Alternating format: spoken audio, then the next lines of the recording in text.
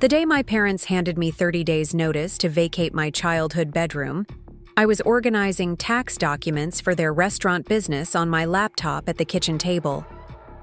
"You need to find somewhere else to live by the end of the month," my father announced without looking up from his newspaper. "Jessica needs a proper study space for pre-med, and your room has the best lighting." 7 years later, I sat in the penthouse office of my downtown Austin high-rise, reviewing rental applications when I recognized two familiar names at the top of the pile. David and Susan Chen, applying for a one-bedroom unit in my building after losing their home to foreclosure. Before we jump back in, tell us where you're tuning in from, and if this story touches you, make sure you're subscribed, because tomorrow, I've saved something extra special for you. The spring of 2018 started like any other semester break from Austin Community College, where I was grinding through business courses while working full-time to help keep my family's restaurant empire afloat. At 22, I had been the unofficial bookkeeper, social media manager, and weekend hostess for Chen's Kitchen since I graduated high school. My parents owned 3 locations of their Asian fusion restaurant across Austin, and while they weren't wealthy, they were comfortable enough to live in Westlake Hills and plan elaborate futures for their children. I had always been the responsible one, the daughter who stayed home instead of going to a 4-year university, who worked without pay to help the family business succeed, who deferred her own dreams to ensure everyone else's could flourish. My younger sister Jessica, 19 and radiantly beautiful, was the golden child destined for medical school at UT. My brother Kevin, 16 and quietly observant, seemed to understand the family dynamics better than anyone wanted to acknowledge.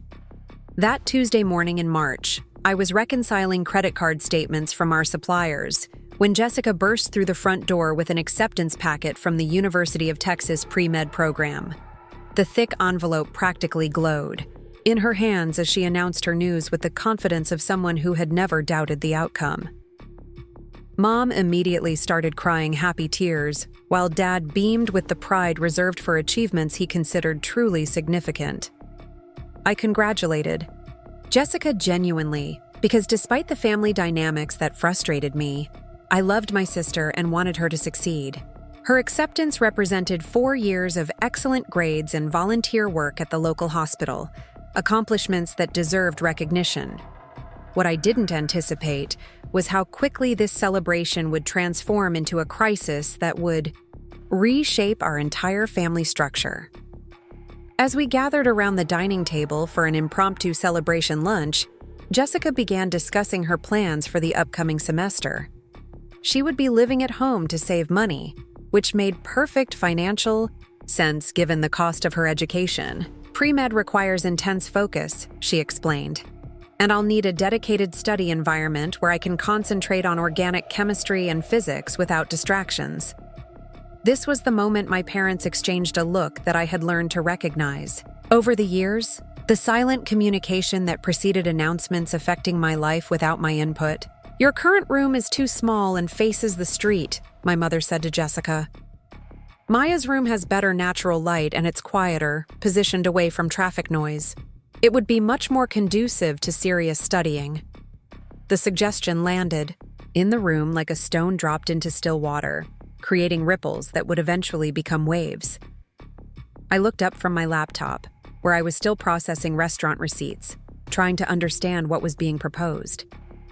My bedroom had been my sanctuary for 22 years, the space where I had studied for my own classes, conducted video interviews for internships I never got, and maintained the social media presence that had helped grow our family business by 30% over the past 2 years. Jessica's eyes lit up with enthusiasm that seemed oblivious to the implications for me.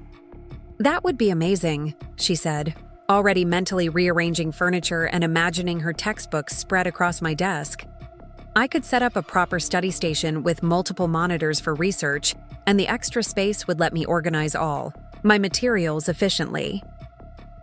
The conversation continued around me as if I weren't present, my parents and sister planning the logistics of transforming my personal space into Jessica's academic command center. They discussed which furniture would stay, which would be moved, and how to optimize the room's layout for maximum study efficiency. The assumption underlying every decision was that I would simply accommodate this change without resistance or alternative suggestions. When I finally found my voice, it came out smaller than I intended. Where exactly am I supposed to live while Jessica uses my room? The question seemed to surprise them, as if they hadn't considered this obvious practical detail. My father looked up from sketching room layouts on a napkin, his expression suggesting I was being unnecessarily difficult about a straightforward family arrangement. "You're 22 years old, Maya," he said with the tone he used when explaining obvious business decisions to employees. "Most people your age have moved out already. This is just the natural progression of things. Jessica needs focused study space for her medical school preparation, which is an investment in our entire family's future. A doctor brings honor and financial security to the whole family." The implication was clear. Jessica's educational goals were valuable enough to displace me from my childhood home, while my community college business courses and restaurant work were viewed as temporary activities until I settled into a more conventional adult role. The hierarchy of importance had been established, and I ranked below my sister's pre-med ambitions in terms of family resource allocation and space consideration. My mother attempted to soften the announcement with practical suggestions that revealed how little thought they had given to my circumstances. "There are some nice apartment complexes near your school," she said brightly. "Living independently would be good experience for you, and you're working enough hours at the restaurants to afford rent somewhere reasonable." This assessment of my financial situation demonstrated a fundamental misunderstanding of my economic reality. While I worked substantial hours across all 3 restaurant locations, my parents had never paid me a traditional salary. Instead, I received what they called a family allowance, irregular payments that varied based on restaurant profits and other family expenses. These payments covered my car insurance, gas, and personal expenses, but had never been structured to support independent living. The conversation concluded with what my parents presented as a generous timeline: 30 days to find alternative accommodations before Jessica would need the room for summer session preparation. They seemed to view this as ample time for a simple transition, not recognizing that they were fundamentally altering my living situation with virtually no advance planning or financial preparation. That evening, I sat in my soon-to-be former bedroom, calculating my actual financial position for the first time in years. My irregular income from the restaurants averaged about $1,200 monthly, barely enough for rent in Austin's increasingly expensive market, let alone security deposits, utilities, and basic living expenses. The money I had managed to save was minimal, perhaps $800 accumulated over months of careful budgeting. More troubling was the realization that my entire professional identity was tied to my family's business in ways that made independent living complicated. I had no formal employment history outside Chen's kitchen, no traditional references from supervisors who weren't my parents, and no clear career trajectory that didn't depend on continued family involvement. Preparing and narrating this story took us a lot of time, so if you are enjoying it, subscribe to our channel. It means a lot to us. Now back to the story. As I researched rental prices online, the magnitude of Austin's housing crisis became apparent. The city's rapid growth had driven rent prices far beyond what service industry workers could afford, especially those without established credit histories or traditional employment documentation. Even the cheapest one-bedroom apartments required monthly income of $2,500 to qualify, nearly double my irregular earnings. The apartments my mother had cheerfully suggested turned out to cost between $900 and $1,400 monthly for basic one-bedroom units, amounts that would consume most of my income before accounting for utilities, food, transportation, and other necessities. The math simply didn't work, revealing how out of touch my parents were with the economic realities facing young adults in Austin's competitive rental market. Sleep that night came in fragments, interrupted by anxiety about logistics I had never needed to consider. How would I establish utilities without credit history? What furniture could I afford for an empty apartment? How would my work schedule at multiple restaurant locations coordinate with a lease that might be across town from any of them? Each practical question revealed additional complications that my parents' casual timeline hadn't addressed. The following morning brought a conversation with Kevin that provided perspective I hadn't expected from my 16-year-old brother. As I was making coffee before another day of restaurant work and apartment hunting, he appeared in the kitchen with the perceptive expression that had always made him seem older than his age. "This whole thing is messed up," he said without preamble, settling at the breakfast bar with his typical directness. "Jessica gets everything handed to her while you've been working for free to keep their business running. Now they're kicking you out so she can have a better study room? It's not fair, and everybody knows it except them." His validation meant more than I had anticipated. Throughout our childhood, Kevin had been the quiet observer who noticed family dynamics that others ignored or rationalized away. His perspective confirmed that I wasn't being overly sensitive about what felt like a fundamental betrayal of family loyalty and mutual support. "They keep talking about Jessica becoming a doctor like it's the only thing that matters," he continued, pouring cereal with frustrated energy. "What about what you want to do? What about the fact that you've been keeping their books and running their social media for years without getting paid properly? You've got business skills they don't even recognize." This conversation crystallized something that had been building in my consciousness for months: the recognition that my contributions to the family business were simultaneously essential and undervalued. I had modernized their payment systems, expanded their online presence, and streamlined their inventory management, innovations that had directly contributed to increased profits. Yet these accomplishments were viewed as family obligations rather than professional achievements worthy of recognition or compensation. Over the next week, I approached apartment hunting with the systematic thoroughness I had developed through years of managing restaurant operations. I researched neighborhoods, compared rental prices, and calculated commute times to all 3 restaurant locations. The results were consistently discouraging. Everything affordable was either too far from work or located in areas with safety concerns that made late-night restaurant shifts problematic. The few apartments within my budget were typically older, complexes with maintenance issues, unreliable air conditioning crucial in Austin's summer heat, and security deposits that would consume most of my savings. The better options required co-signers or demonstrated income levels that eliminated me from consideration regardless of my actual ability to pay rent consistently. As the end of March approached, I realized that my parents' 30-day timeline had been optimistically unrealistic. Finding suitable housing in Austin's competitive market required more time, money, and documentation than I possessed. When I attempted to discuss extending the deadline, their response revealed how firm their priorities had become. "Jessica starts her summer courses in 6 weeks," my father explained with businesslike finality. "She needs time to set up her study space properly before classes begin. You'll have to make whatever arrangement works, even if it's temporary initially. Sometimes we have to be flexible when family circumstances change." The irony wasn't lost on me that flexibility was being demanded exclusively from me, while Jessica's comfort and study requirements were treated as non-negotiable priorities.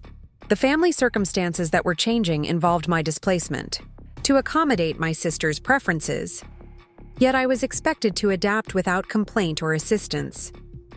This dynamic reached its culmination during a family meeting that my parents called to finalize the transition logistics.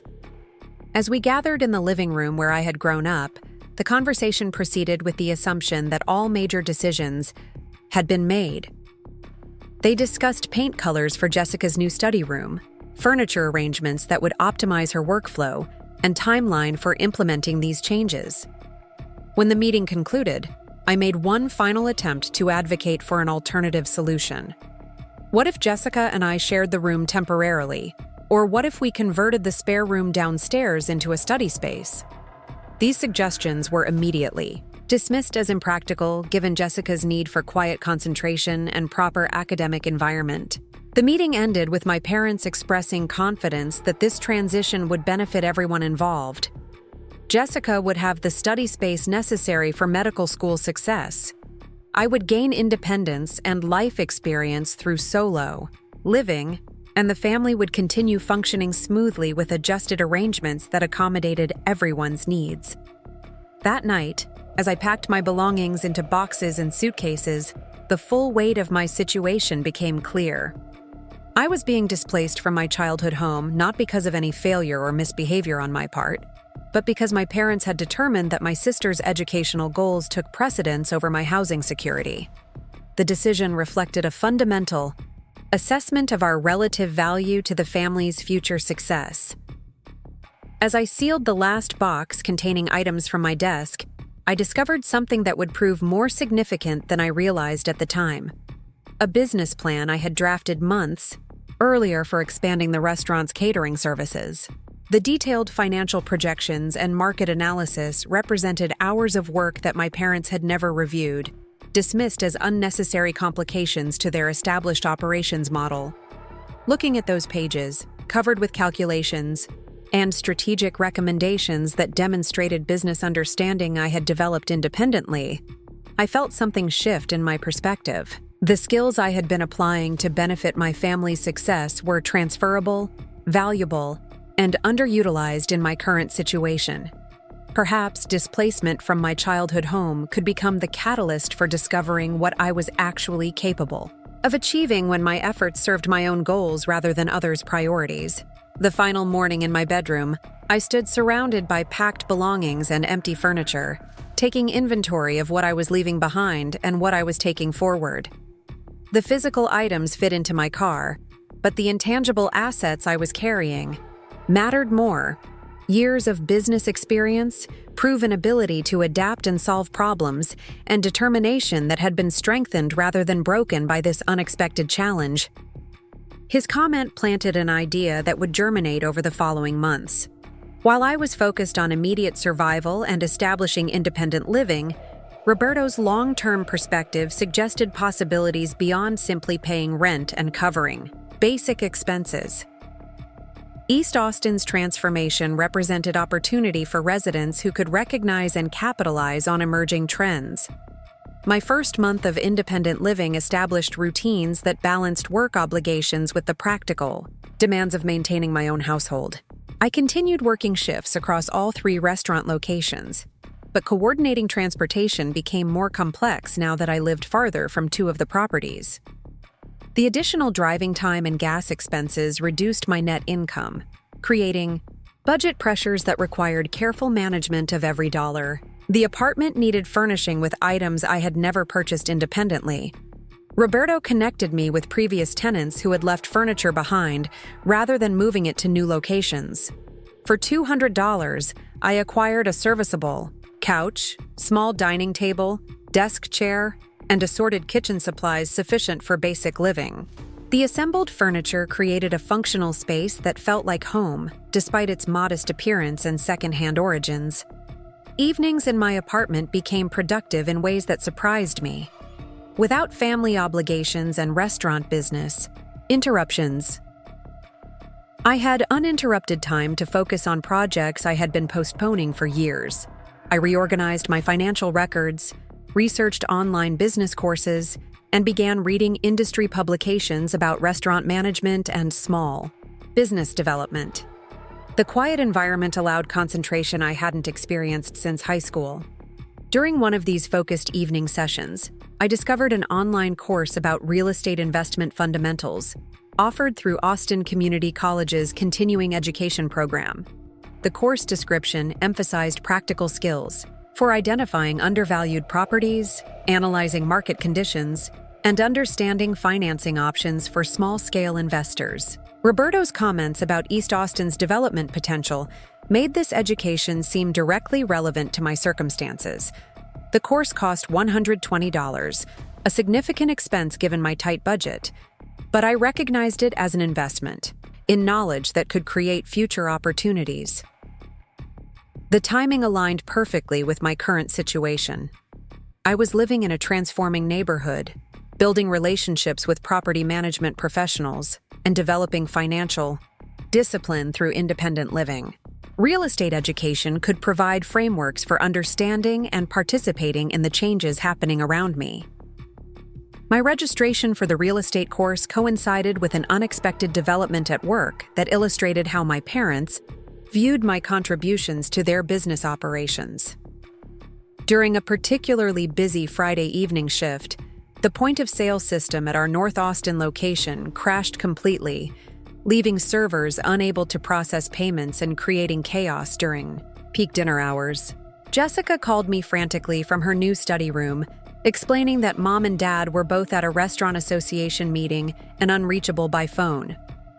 The manager on duty didn't know how to restart the system, customers were becoming impatient, and the evening's revenue was at risk if the technical problem couldn't be resolved quickly. Could I please come fix everything like I always did when problems arose? This request illustrated the fundamental contradiction in my family's treatment. They had displaced me from their home because my presence was supposedly unnecessary, yet they still expected me to provide emergency technical support that kept their business functioning. The irony wasn't subtle, but addressing it directly would have delayed resolving the immediate crisis affecting their livelihood. I drove across town to troubleshoot the point-of-sale system, spending 90 minutes diagnosing the problem and implementing a temporary solution that restored normal operations. The issue required resetting database connections and updating software configurations, technical work that none of the other family members could perform independently. My intervention saved approximately $1,500 in lost revenue during a crucial weekend evening. When my parents returned from their meeting, they thanked me politely for resolving the crisis, but without acknowledgement of the contradiction between needing my expertise while simultaneously declaring my presence in their home unnecessary. The incident clarified something important about our relationship dynamics. My value to them was instrumental rather than personal, appreciated when convenient, but not sufficient to warrant reconsideration of decisions that affected my housing. Security. This realization motivated me to accelerate my plans for developing independent sources of income and professional identity. The real estate course began the following week, meeting Tuesday evenings at a community college campus 20 minutes from my apartment. The instructor, Patricia Williams, was a practicing real estate agent with 15 years of experience helping clients navigate Austin's evolving market conditions. The first class session covered basic concepts of property, valuation, market analysis, and investment return calculations. Patricia emphasized that successful real estate investment required understanding local market conditions, rather than relying on national trends or generic strategies. Austin's rapid growth created unique opportunities and challenges that demanded location-specific knowledge and timing. As I took notes about capitalization rates and cash flow analysis, I recognized parallels between real estate investment and restaurant management that made the concepts easier to understand.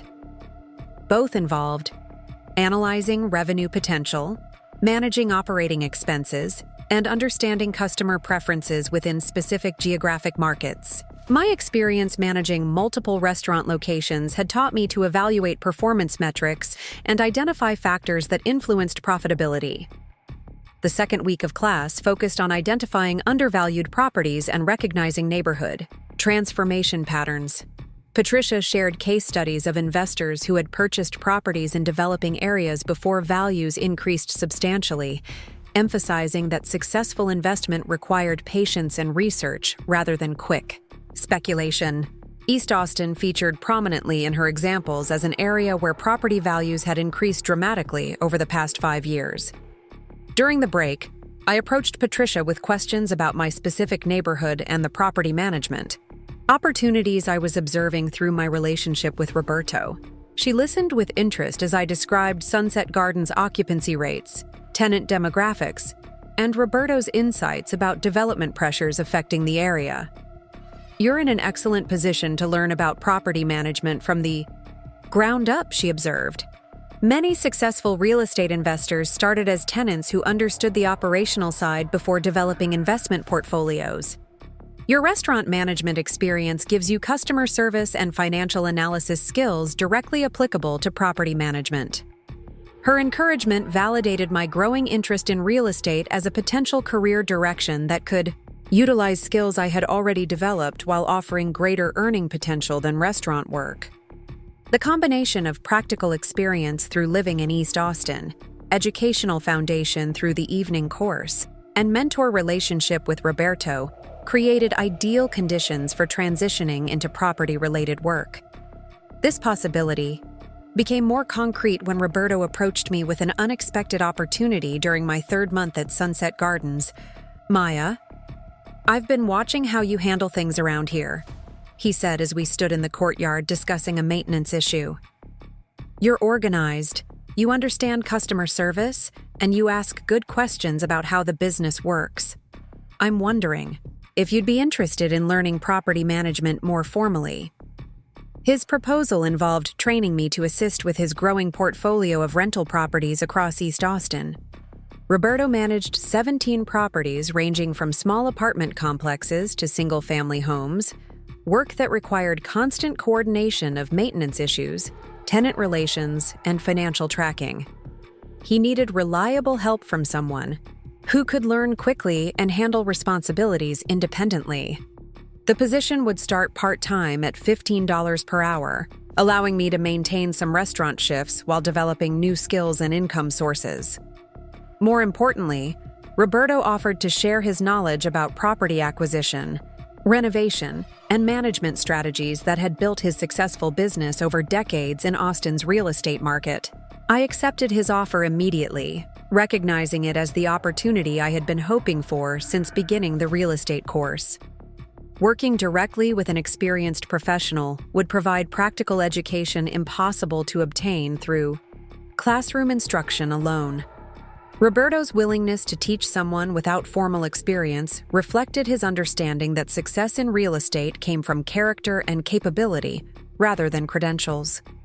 My first assignment involved conducting property inspections and documenting maintenance needs across Roberto's portfolio. This work required visiting different neighborhoods throughout East Austin, observing property conditions, and learning to identify issues that affected habitability and value. The systematic approach Roberto taught me emphasized prevention over emergency response, maintaining properties proactively to avoid expensive problems. During these inspections, I began to understand how neighborhood development patterns influenced property values and investment potential. Some areas showed clear signs of improvement with new businesses opening, infrastructure upgrades, and increasing numbers of young professional residents. Other areas remained stagnant with high vacancy, rates, deferred maintenance, and limited economic activity. Recognizing these differences became crucial for evaluating investment opportunities. The contrast between growing and declining areas often occurred within blocks of each other, creating opportunities for investors who could identify properties positioned to benefit from positive development trends. Roberto explained how to analyze city planning documents, zoning changes, and development permits to predict which areas would experience growth over the following years. This education proved immediately valuable when Roberto asked me to research a potential acquisition opportunity. A small apartment building in East Austin was being sold by an elderly owner who could no longer manage the property effectively. The building contained 6 units, had been poorly maintained, and was priced below market value because of its condition and management challenges. My analysis revealed that the property was located 2 blocks from a major development project that would bring retail shops, restaurants, and professional services to the area within 18 months. The building's structural condition was sound, despite cosmetic problems, and the rental income potential could increase substantially once improvements were completed and the neighborhood development materialized. Roberto was impressed with the thoroughness of my research and the accuracy of my financial projections. "You understand how to evaluate properties beyond just the numbers," he commented after reviewing my report. "You're looking at the whole picture, including timing, location trends, and improvement potential. That kind of analysis is what separates successful investors from people who just buy properties hoping for the best." His validation encouraged me to propose something I had been considering. Since beginning work with him, Roberto, I've been learning so much about property management and investment through working with you, and I've been saving money carefully since moving into my apartment. I'm wondering if there might be opportunities for me to participate in property investments as a partner, rather than just an employee. The suggestion was ambitious, given my limited financial resources, but Roberto had often emphasized that successful real estate investment required creativity and partnership rather than just capital. Many of his best deals had involved collaborating with investors who contributed different resources. Some provided money, others contributed labor, and still others offered specialized knowledge or connections. Roberto considered my proposal thoughtfully before responding. You've demonstrated reliability and good judgment over the past few months, and your analysis skills are better than many people with years of experience. The challenge is that most investment opportunities require more capital than you currently have available. But let me think about structures that might work for someone in your position. His willingness to consider partnership arrangements marked a significant development in our professional relationship. Instead of viewing me solely as an employee learning property management skills, Roberto was recognizing my potential as a business collaborator capable of contributing value beyond just labor. This shift in perspective opened possibilities I hadn't imagined when I first moved into Sunset Gardens as a desperate tenant with limited options. The conversation occurred as winter approached, and my financial situation had stabilized through the combination of reduced restaurant hours and increased property management work. I had established an emergency fund, developed professional relationships beyond my family's business, and acquired specialized knowledge about Austin's real estate market. The foundation was solidifying for potential advancement beyond simply surviving as an independent tenant. What I couldn't anticipate then, as I organized maintenance schedules and researched investment opportunities in my small apartment, was how quickly my partnership with Roberto would evolve into something far more substantial than either of us initially envisioned. The skills I was developing and the market knowledge I was acquiring would soon create opportunities that would transform not just my financial circumstances, but my entire relationship with the family who had displaced me to make room for my sister's study space. The opportunity that would change everything arrived disguised as a problem nobody else wanted to solve. Roberto received a call on a rainy Thursday morning about a distressed property in the Chestnut neighborhood, a small duplex that had been abandoned by its owner after a fire damaged the kitchen and left both units uninhabitable. The insurance settlement had been insufficient to cover repairs, and the owner was facing foreclosure unless someone could purchase the property quickly and take on the restoration challenge. I was organizing tenant files in Roberto's cramped office when he hung up the phone and turned to me with the expression I had learned meant he was calculating possibilities. Maya, how would you feel about taking on a project that could teach you everything about property renovation while potentially making us both some money? The catch is we'd need to move fast, work with limited resources, and handle most of the labor ourselves. The duplex was located on a quiet street lined with mature pecan trees, surrounded by modest homes that showed signs of careful maintenance and neighborhood pride. Each unit contained 2 bedrooms, 1 bathroom, and a small kitchen, with a shared backyard and separate entrances providing privacy for tenants. The fire damage was concentrated in 1 kitchen, while the other unit needed mainly cosmetic updates to become rentable. Roberto's proposal involved a partnership structure that would allow me to participate in the investment despite my limited capital. He would handle the down payment and financing arrangements, while I would contribute labor, project management, and a small cash investment of $3,000 representing my entire savings accumulated over 8 months of careful budgeting. In return, I would receive 25% ownership of the property and proportional share of rental income once both units were occupied. The financial projections were compelling, but required successful execution of the renovation plan. Purchase price was $68,000, with an estimated $15,000 needed for repairs and improvements. Once completed, each unit could rent for $800 monthly, generating $1,600 in gross rental income. After expenses for taxes, insurance, and maintenance reserves, the property would produce approximately $1,000 monthly in net cash flow. My 25% ownership would provide $250 monthly in passive income, but more importantly, the project would give me hands-on experience with every aspect of property investment from acquisition through management. Roberto emphasized that the education value exceeded the immediate financial returns, particularly for someone planning to develop a real estate investment portfolio over time. The decision required careful consideration of both opportunity and risk. Investing my entire savings in a single project eliminated my financial safety net, but continuing to work for hourly wages while paying rent would never generate the capital needed for future investments. Real estate investment required taking calculated risks at strategic moments, and this opportunity offered favorable terms with the experienced partner and manageable scope. I accepted Roberto's partnership proposal on Friday morning, and by Monday we were signing purchase documents at a title company downtown. The process moved with startling speed compared to my previous apartment hunting experience, illustrating how cash transactions and established relationships could accelerate real estate deals when timing mattered.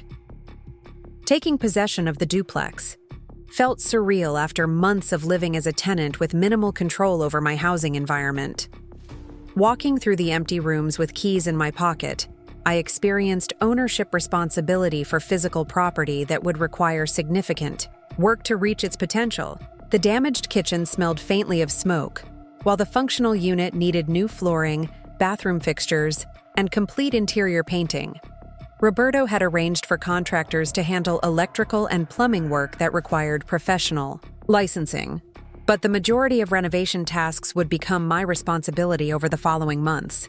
Demolition, painting, flooring installation, and landscaping were all within my capabilities, with proper research and careful attention to detail.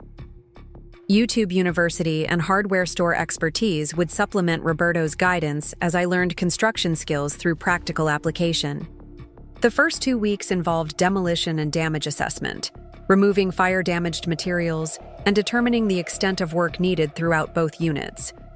I quickly learned that renovation projects reveal hidden problems that weren't apparent. During initial inspections, from outdated electrical connections to minor plumbing leaks that had caused gradual damage over years, each discovery required budget adjustments and timeline modifications, testing my problem-solving abilities and patience in ways that restaurant management had not fully prepared me for.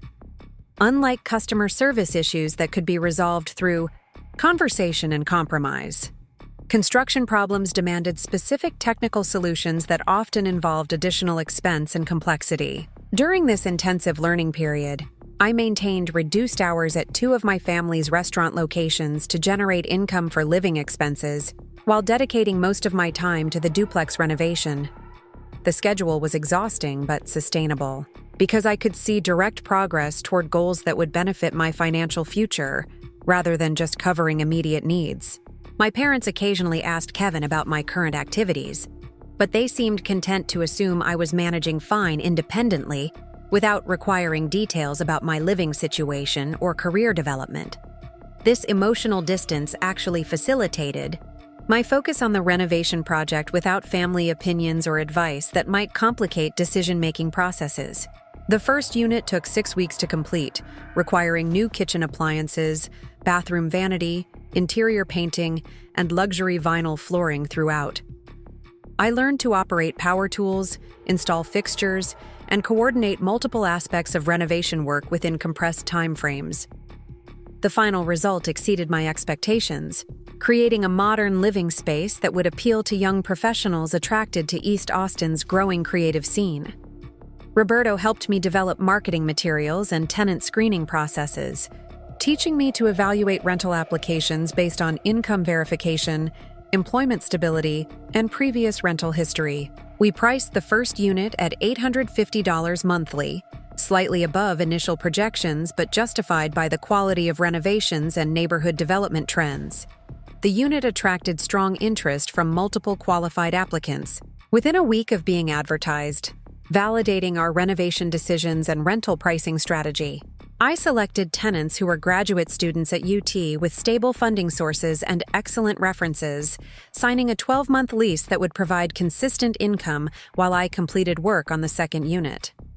Collecting the first month's rent and security deposit felt extraordinary after months of paying rent myself without building equity or generating returns on housing expenses. The $850 represented tangible evidence that property ownership could create income streams independent of hourly employment, a concept I had understood theoretically, but was now experiencing directly. The second unit required more extensive work because the fire damage had created water infiltration that affected flooring and some wall surfaces. Restoration involved replacing damaged drywall, installing new subflooring, and upgrading the electrical panel to support modern appliances. The scope of work pushed my developing construction skills while staying within our renovation budget. During this phase, I discovered an aptitude for project coordination that surprised both Roberto and myself. Managing multiple contractors, tracking material deliveries, and maintaining renovation schedules required organizational abilities I had developed through years of restaurant operations, but had never applied to construction projects.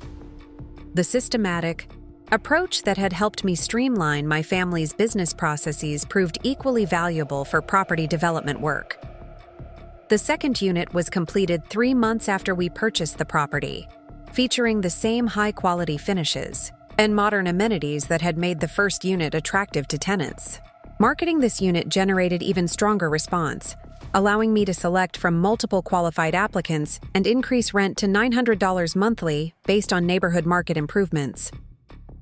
With both units occupied by reliable tenants, the duplex was generating $1,750 monthly in gross rental income, exceeding our initial projections by nearly 10%. My ownership share provided approximately $300 monthly in passive income, but more significantly, the project had demonstrated my capability to identify opportunities, execute complex renovation work, and manage rental properties successfully.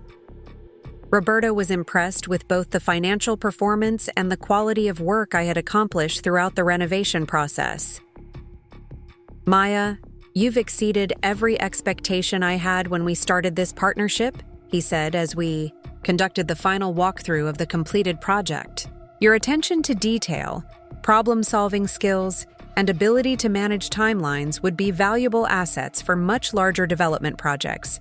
His praise validated months of intensive learning and physical labor, but more importantly, it suggested possibilities for expanding our partnership into more substantial investments. The duplex had been an excellent training project, but East Austin offered opportunities for larger developments that could generate significantly higher returns for investors willing to take on increased complexity and risk. The success of our first project coincided with changes in my family's circumstances that highlighted the different trajectories our lives had taken since my departure from their home. Kevin called one evening to inform me that Jessica was struggling with organic chemistry despite her dedicated study environment, and that our parents were concerned about her pre-med prospects, given the competitive nature of medical school admissions. More significantly, Chen's Kitchen was experiencing financial pressures as Austin's restaurant scene became increasingly saturated with new establishments competing for customers. The expansion they had planned using resources saved by not supporting my college education had been postponed indefinitely due to cash flow concerns and uncertainty about market conditions. This information arrived as I was calculating returns on our duplex investment and researching potential acquisition opportunities for expanding our property portfolio. The contrast between their struggling business and my growing real estate success wasn't lost on me, though I felt no satisfaction in their difficulties. Family relationships were more complex than simple financial scorekeeping, and I hoped their challenges would prove temporary. Kevin also mentioned that my parents had begun asking him more specific questions about my current activities, apparently recognizing that I had been unusually absent from family restaurant operations for several months. Their inquiries suggested curiosity about my financial stability and career direction, though they hadn't made direct contact to express these concerns. I considered reaching out to them directly, but decided against premature contact until I had established a more substantial foundation for independent success. The duplex project had been encouraging, but I wanted to demonstrate sustained success over time rather than just initial achievement that might prove temporary. Roberto presented our next investment opportunity during a December meeting in his office, spreading blueprints and financial projections across his desk with obvious enthusiasm. A local developer was seeking investment partners for a small apartment complex renovation in the Riverside district, an area positioned for significant growth due to its proximity to downtown and relatively affordable property values. The project involved purchasing a 12-unit complex built in the 1980s, updating all units with modern finishes and amenities, then marketing to young professionals and graduate students attracted to Austin's expanding technology sector. Total investment requirement was $400,000, with projected returns of 15% annually once renovation was completed and all units were leased. Roberto proposed that we participate with a $50,000 investment, representing our combined resources from the duplex project profits and available cash reserves. My contribution would be $20,000, requiring me to reinvest most of my savings from the previous project while taking on significantly more financial risk than our first partnership. The apartment complex project offered greater learning opportunities and higher potential returns, but also involved working with multiple investment partners and coordinating more complex renovation work across 12 separate living units. Success would require project management skills beyond what I had developed through our duplex experience, but failure could eliminate the financial progress I had achieved over the past year.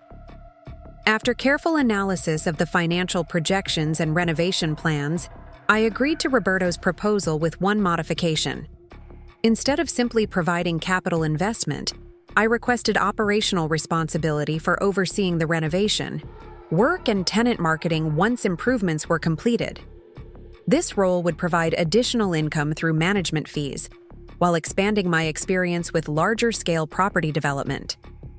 The apartment complex partnership was formalized in January, beginning an intensive 6-month renovation period that would test every skill I had developed through previous projects. Coordinating work across 12 units while maintaining occupancy in some areas to generate revenue during construction required strategic planning and flexible problem-solving approaches. I developed systems for tracking renovation progress, managing contractor schedules, and communicating with existing tenants about temporary disruptions from construction work. The organizational challenges were more complex than anything I had encountered in restaurant management, requiring simultaneous attention to multiple projects with interdependent timelines and resource requirements. The renovation work progressed steadily through winter and spring, with each completed unit generating immediate rental interest from prospective tenants attracted to the updated amenities and competitive pricing. By summer, all 12 units were occupied with waiting lists for future availability, validating our investment strategy and renovation decisions. My management role expanded naturally to include ongoing property operations, tenant relations, and maintenance coordination for the complex. The experience provided comprehensive education in larger-scale property management while generating management fee income that supplemented my ownership returns from both the duplex and apartment complex investments. As summer concluded, I calculated my financial progress since leaving my family's home 18 months earlier. Property investments were generating approximately $800 monthly in passive income, while management fees provided another $600 monthly in active income. Combined with reduced restaurant work, my total monthly income had doubled while building equity in appreciating real estate assets. More importantly, I had developed expertise in property acquisition, renovation, and management that created opportunities for continued growth independent of my family's business operations. The knowledge and relationships I had built through working with Roberto opened possibilities for larger investments and development projects that could expand my financial independence substantially over the following years. The foundation was established for advancement from small-scale investment partnerships to independent property development, a progression that would accelerate beyond anything I had imagined when I first moved into Roberto's apartment complex as a desperate tenant, seeking basic housing security. The phone call that would reshape Austin's skyline and my family's future came from Tyler Brooks on a Tuesday morning in September. Tyler was a commercial real estate finance specialist who had been referred to me by one of Roberto's investment partners, and his proposition was unlike anything I had encountered during my progression through residential property development. Maya, I've been following your work on the Riverside complex through mutual connections, and I'm impressed with how you've managed both the renovation timeline and tenant acquisition. I have a client looking for development partners on a project that could be transformative for downtown Austin, but it requires someone with your combination of operational expertise and local market knowledge. The project involved a neglected office building in Austin's central business district, a 15-story structure built during the oil boom of the 1980s that had been substantially vacant for over a decade. The building's prime location and solid infrastructure made it ideal for conversion to luxury residential units, but the scope of work required significant capital investment and sophisticated project management capabilities. Tyler's client was Meridian Development Group, a Dallas-based company specializing in urban revitalization projects throughout Texas. They had identified Austin's downtown residential market as substantially underserved relative to demand from young professionals, empty nesters, and investors seeking luxury properties in walkable neighborhoods. The converted building would address this market gap while generating substantial returns for development partners. The financial structure Tyler proposed was complex, but potentially lucrative for someone with proven track record in property, development, and management. Meridian would provide primary financing and construction oversight, while local partners would contribute market expertise, regulatory navigation, and ongoing property management services. My role would encompass site analysis, permitting coordination, and eventual building management once residential conversion was completed. The partnership terms offered me 3% ownership of the completed development in exchange for my operational contributions and a cash investment of $150,000. While this represented nearly all of my accumulated assets from previous projects, the potential returns were extraordinary.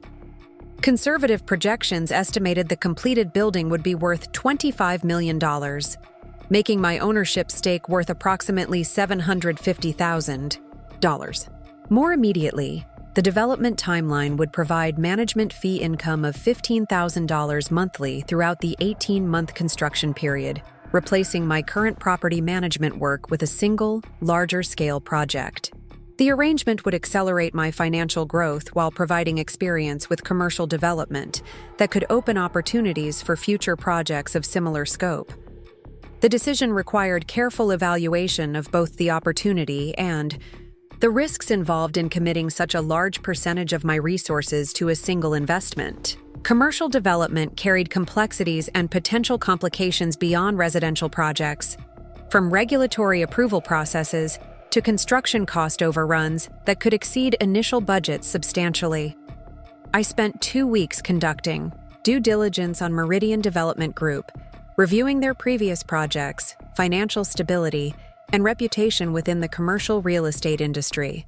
Their track record was impressive, with 12 successful urban conversion projects completed over the past 8 years, generating consistent returns for investment partners while revitalizing neglected areas in major Texas cities. The building itself presented both opportunities and challenges that would test every skill I had developed through smaller-scale projects. Its concrete and steel construction was fundamentally sound, but converting office space to residential units required extensive reconfiguration of electrical, plumbing, and ventilation systems. The project would involve creating 68 luxury apartments ranging from studio units to 2-bedroom penthouses with premium finishes and amenities.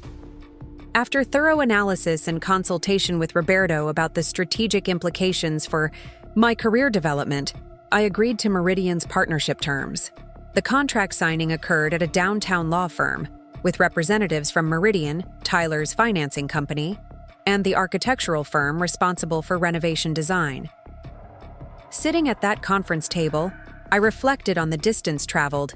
Since moving out of my family's home with $800 and no clear plan beyond survival, the development project began with extensive planning and permitting phases that required coordination with multiple city departments, utility companies, and neighborhood organizations.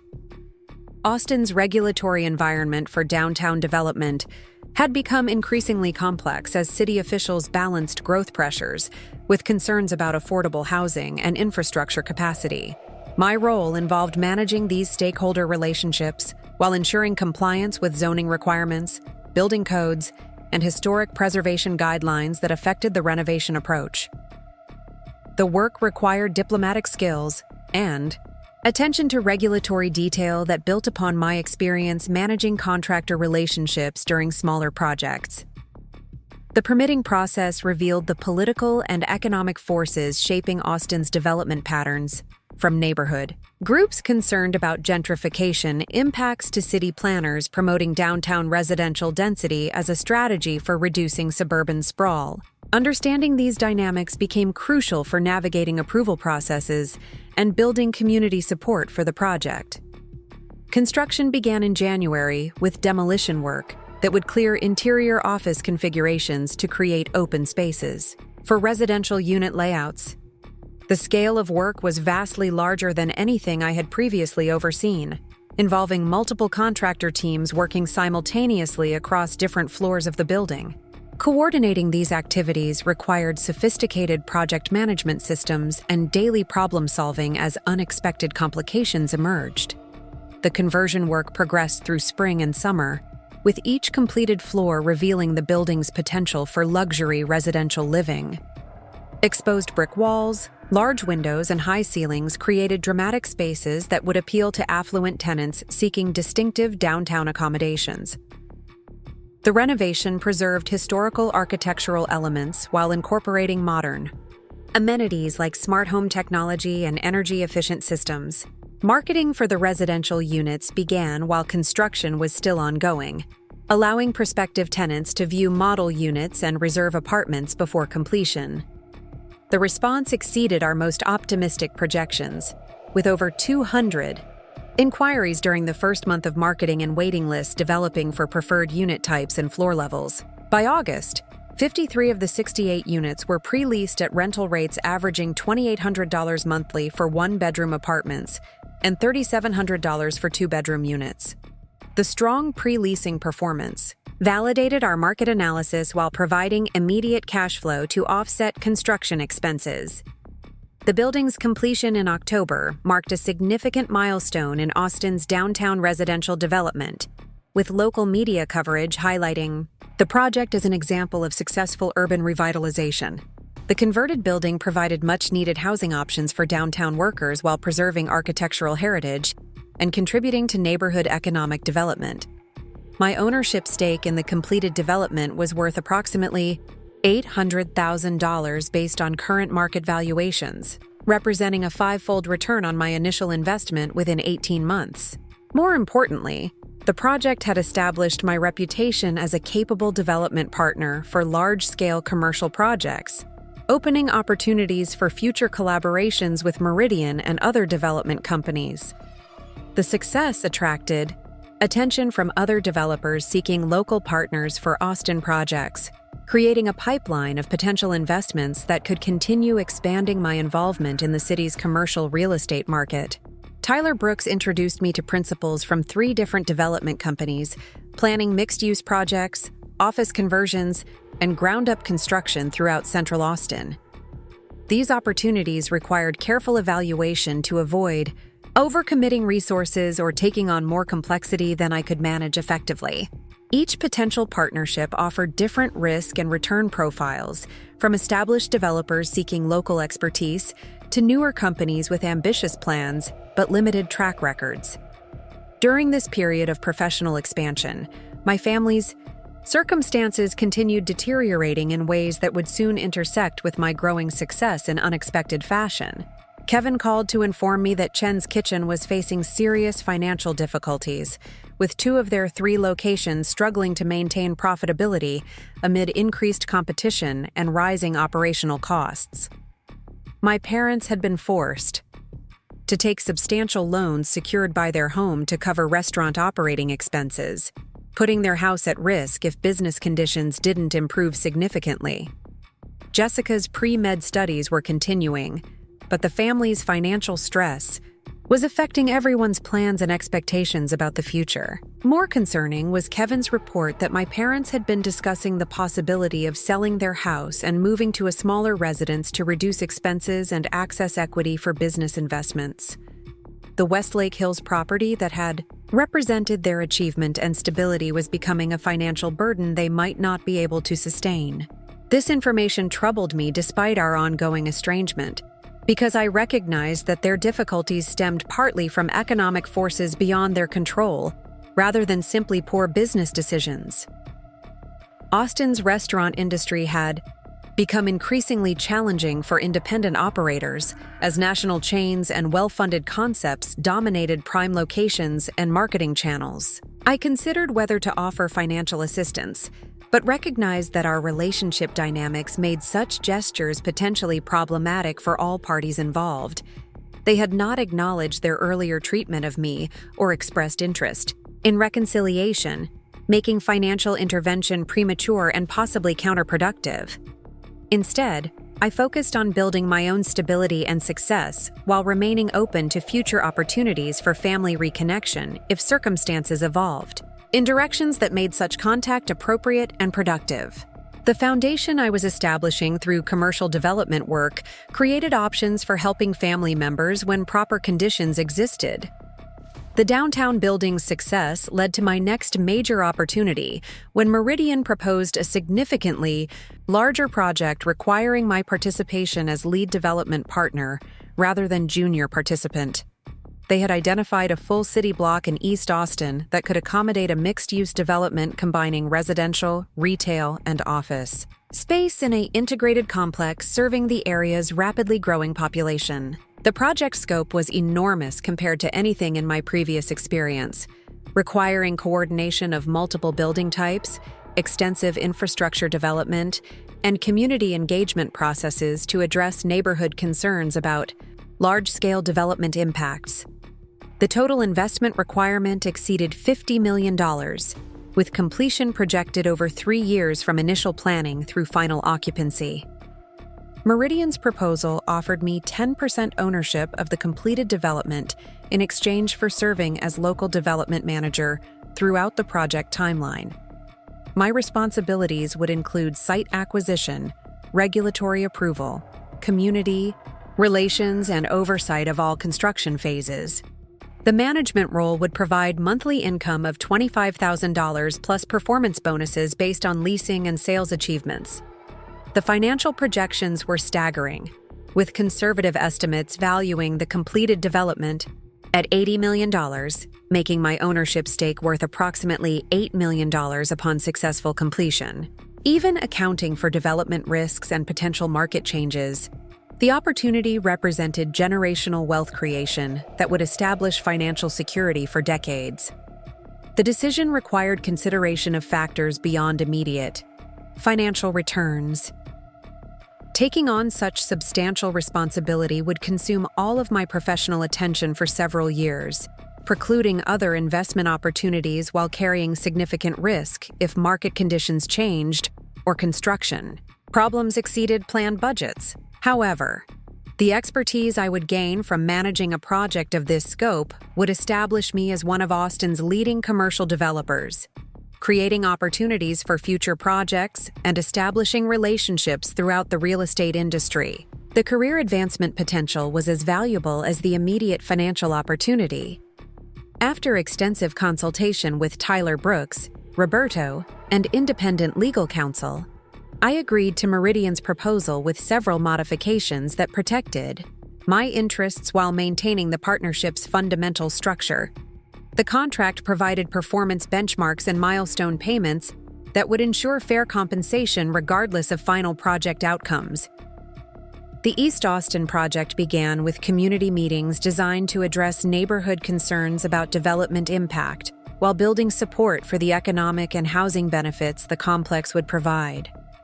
These sessions required diplomatic skills and genuine engagement with residents whose lives would be affected by the construction process and ultimate changes to their neighborhood character. The community response was mixed but generally supportive once residents understood the project's commitment to including affordable housing units, preserving neighborhood character through architectural design, and providing local employment opportunities during construction.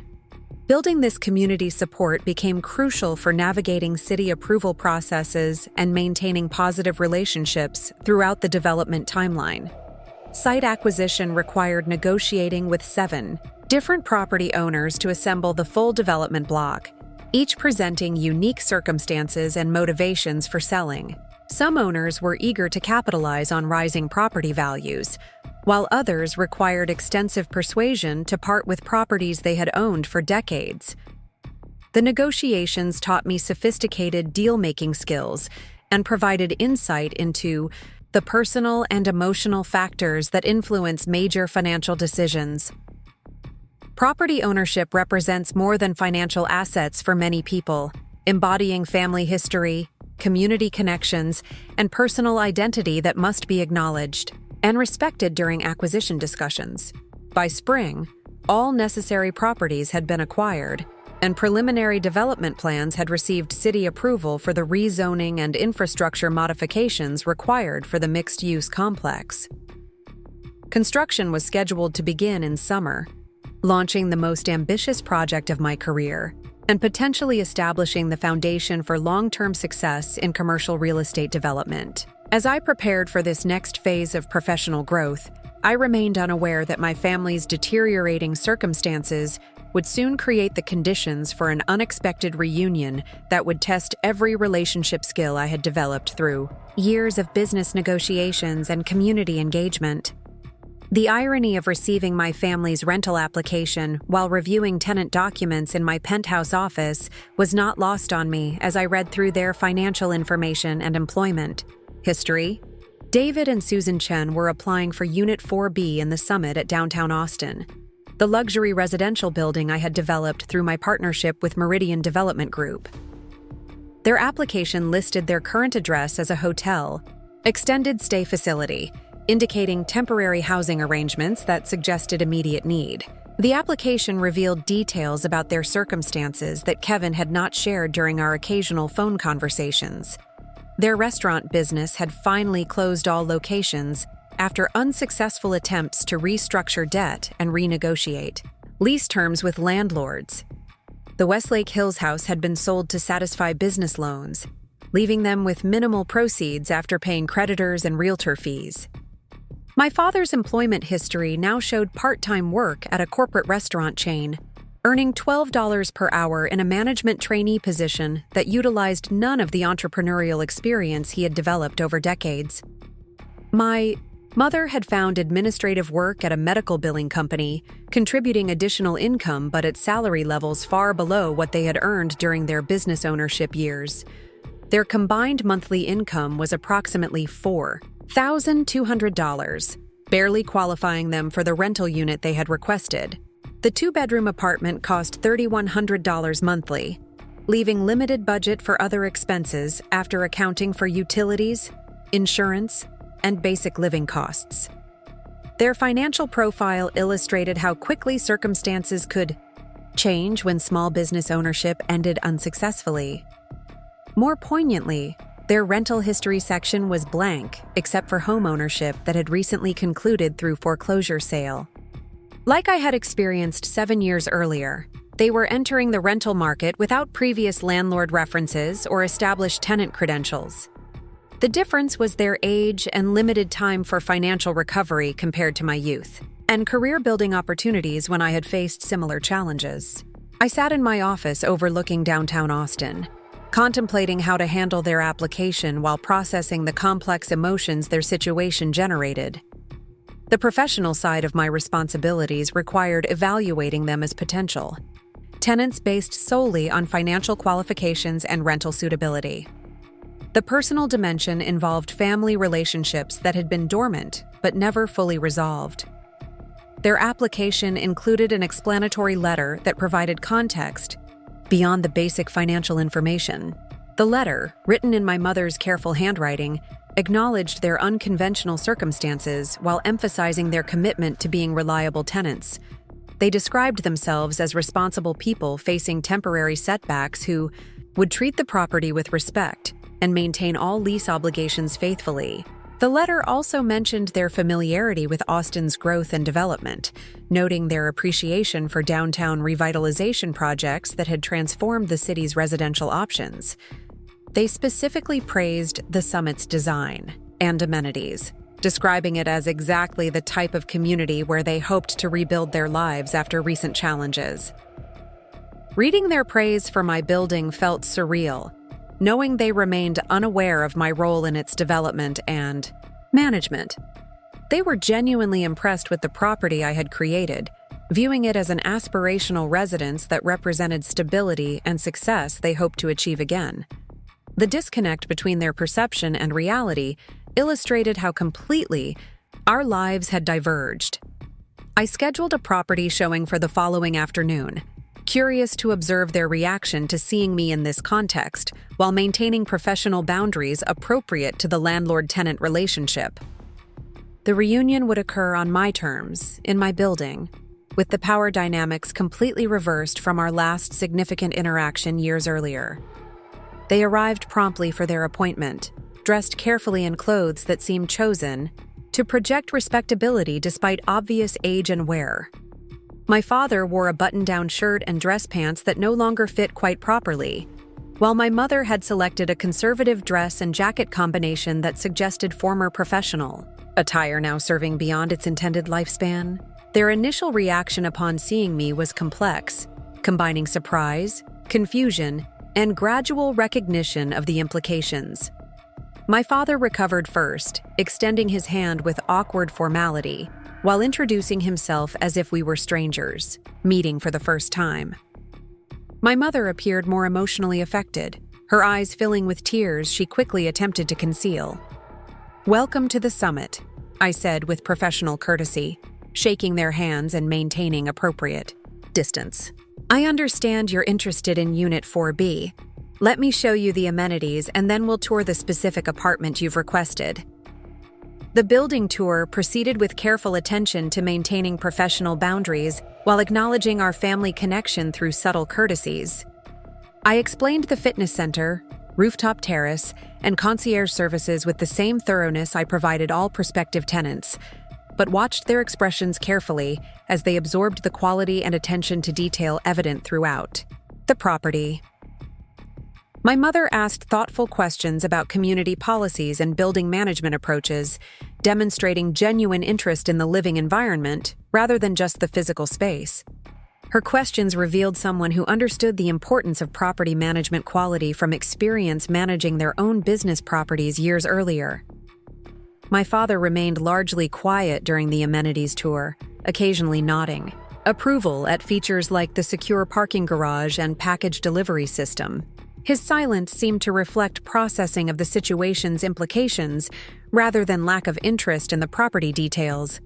The apartment itself was everything they had described wanting in their application letter.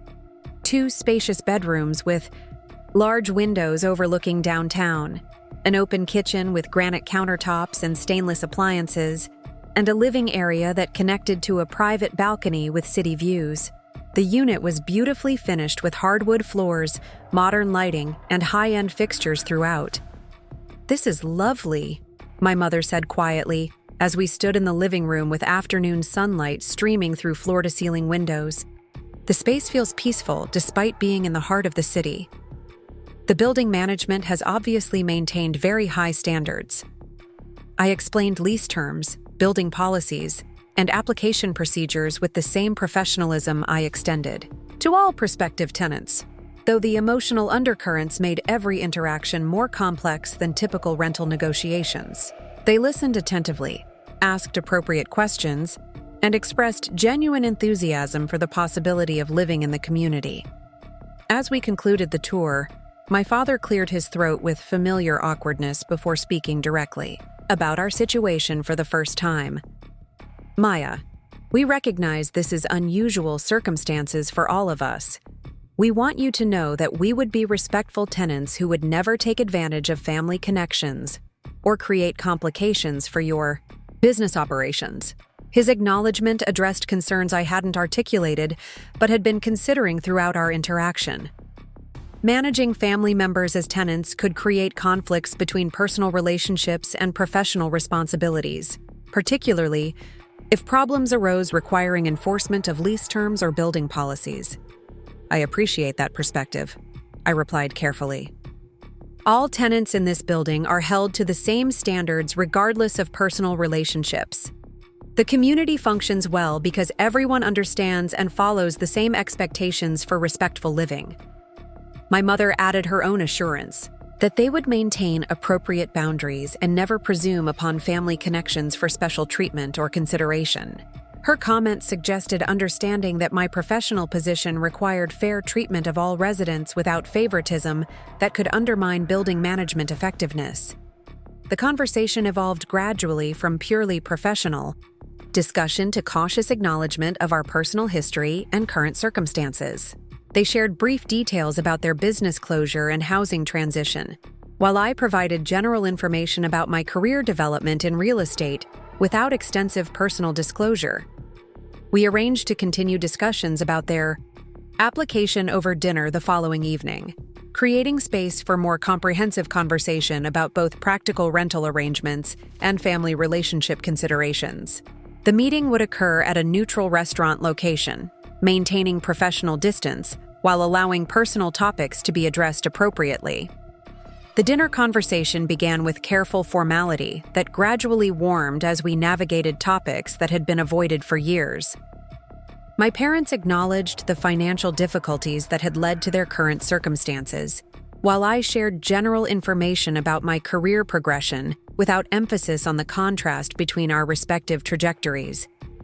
My father eventually addressed our estrangement directly, offering what amounted to an apology for their handling of my housing situation years earlier. We were operating from fear about financial security and making decisions based on limited perspective about opportunities available to young people with your capabilities and determination. His acknowledgement stopped short of full recognition that they had been wrong to prioritize Jessica's comfort over my housing security, but it represented significant progress toward acknowledging that their approach had been problematic. The careful language suggested ongoing difficulty with admitting the extent of their misjudgment. My mother contributed her own perspective about the intervening years, describing how they had gradually recognized through Kevin's updates and occasional internet searches that my career had developed beyond anything they had anticipated when opposing my educational plans. Your success in real estate development exceeded our understanding of what was possible through the path you chose. Their comments revealed that they had been indirectly monitoring my professional progress even during our estrangement, suggesting interest and perhaps regret that they had not acknowledged directly until circumstances forced this reunion. The admission created opening for discussing how family relationships might evolve, given changed circumstances for all parties. I shared my own perspective about the challenges and growth that had resulted from their decision to displace me from the family home. While the experience had been difficult initially, it had accelerated my independence and career development in ways that might not have occurred under more conventional circumstances.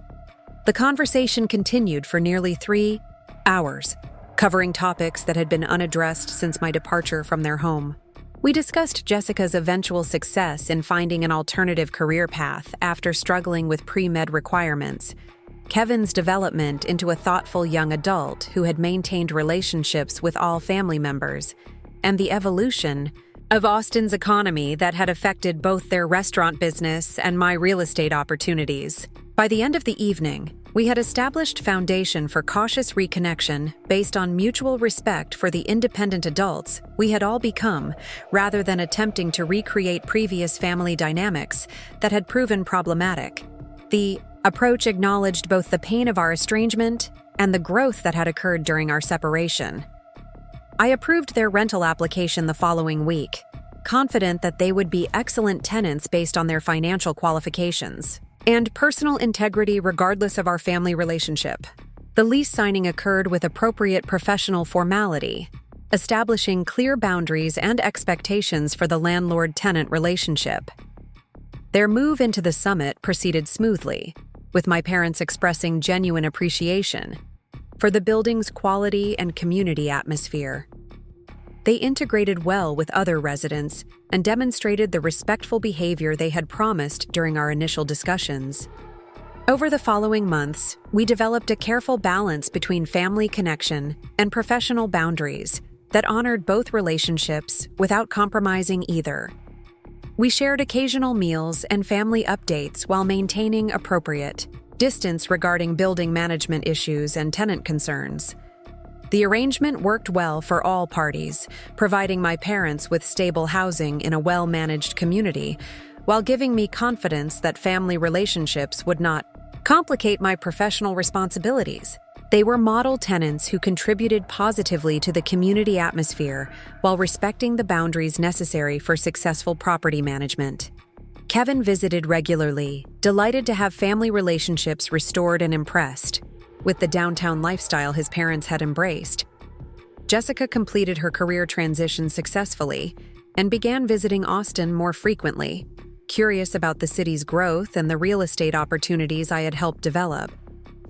During one family gathering in my parents' apartment, my father made an observation that crystallized how much our relationships had evolved.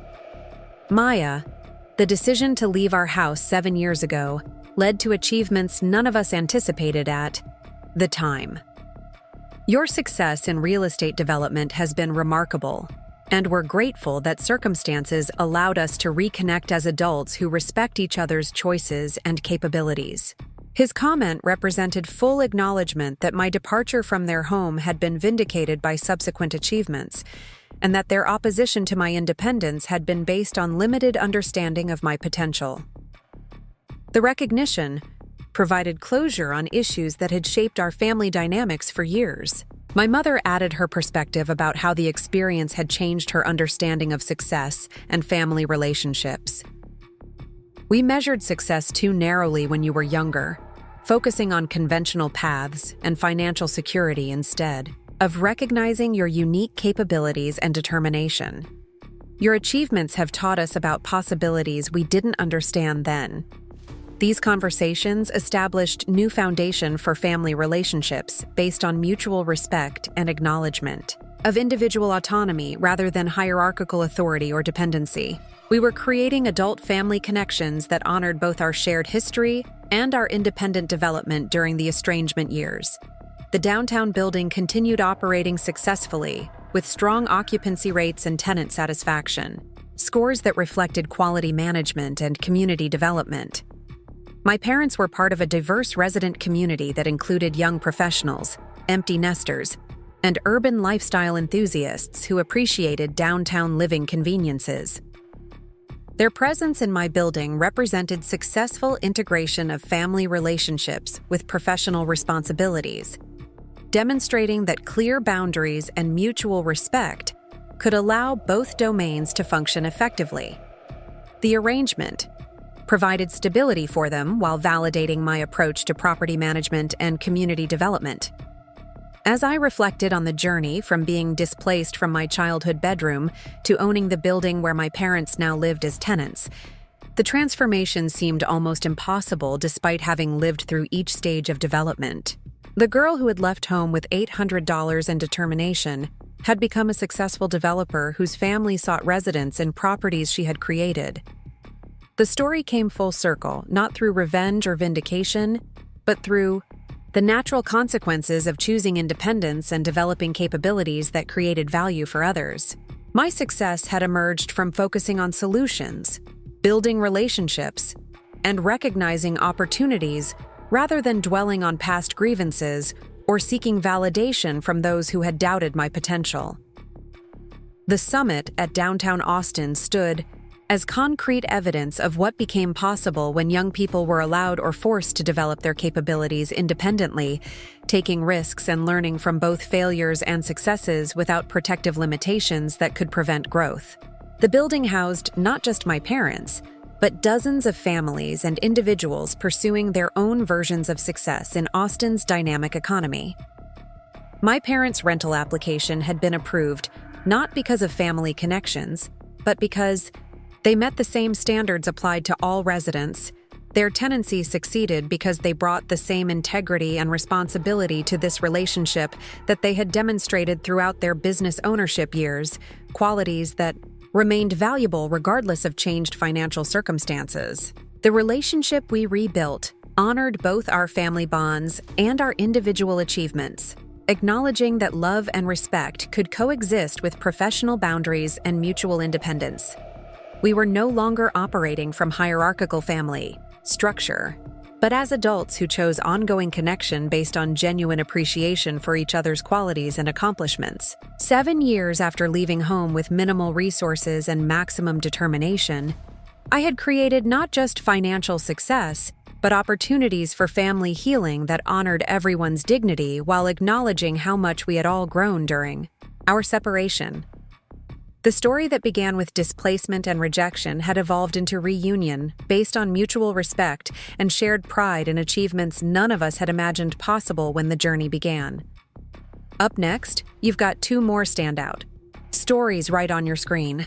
If this one hit the mark, you won't want to pass these up. Just click and check them out. As I loaded the last suitcase into my car, Jessica appeared in the doorway of what would soon be her study room. For a moment, she looked uncertain, perhaps recognizing the magnitude of what was happening in ways she hadn't previously considered. "Thank you for this, Maya," she said quietly. "I know it's a big change, but I'll make good use of the space. I promise I'll work hard and make the family proud." Her gratitude was genuine, and I found myself responding with sincerity despite my complicated feelings about the situation. "I hope your studies go well, Jess. You've worked hard to get into pre-med, and you deserve success. Just remember that success looks different for different people, and sometimes the path isn't what anyone expects initially."